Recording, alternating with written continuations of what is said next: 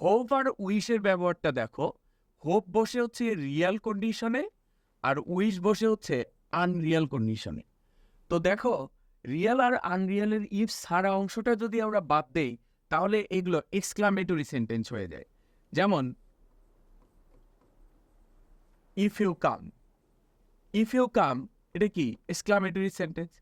আবার দেখো if I had মানি, এটাও কি এক্সক্লামেটরি সেন্টেন্স। তো যদি প্রেজেন্ট টেন্স দেখো তাহলে সেটা কি রিয়াল, পাস্ট টেন্স মানে কি আনরিয়াল।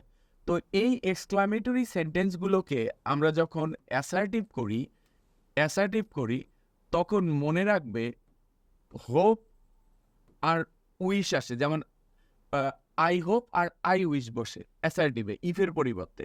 তাহলে ইফের পরিবর্তে আমরা কি কি বসাই? আই হোপ আর আই উইশ। তো সেই অ্যাসার্টিভের ক্ষেত্রে আমরা কি করব? যদি দেখি রিয়াল তাহলে আই হোপ, আনরিয়াল হলে আই উইশ। তো রিয়াল বুঝবো কিভাবে? প্রেজেন্ট টেন্স মানে রিয়াল, পাস্ট মানে কি আনরিয়াল। তাহলে সেক্ষেত্রে এটা কি আসবে? I hope you come. আবার এটা পাস্ট টেন্স, তাহলে কি আসবে? I wish I had money. এখন দেখো বিভিন্ন পরীক্ষায় আসছে কোশ্চেনগুলো, ওগুলো রিসার্চ করি। আই উইশ আছে, তার মানে এটা পাস্ট ইনডিফিনিট হবে। আনরিয়াল, ওই জন্য কি ওয়ার বসছে। আবার I wish I dash a queen, same past. তাহলে ইফের পরিবর্তে আই উইশ, এটা কি হবে? Past indefinite, unreal. উত্তর কি হবে? Were.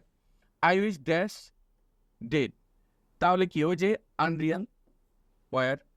I wish I dash a king, একই জিনিস, আনরিয়াল, ওই জন্য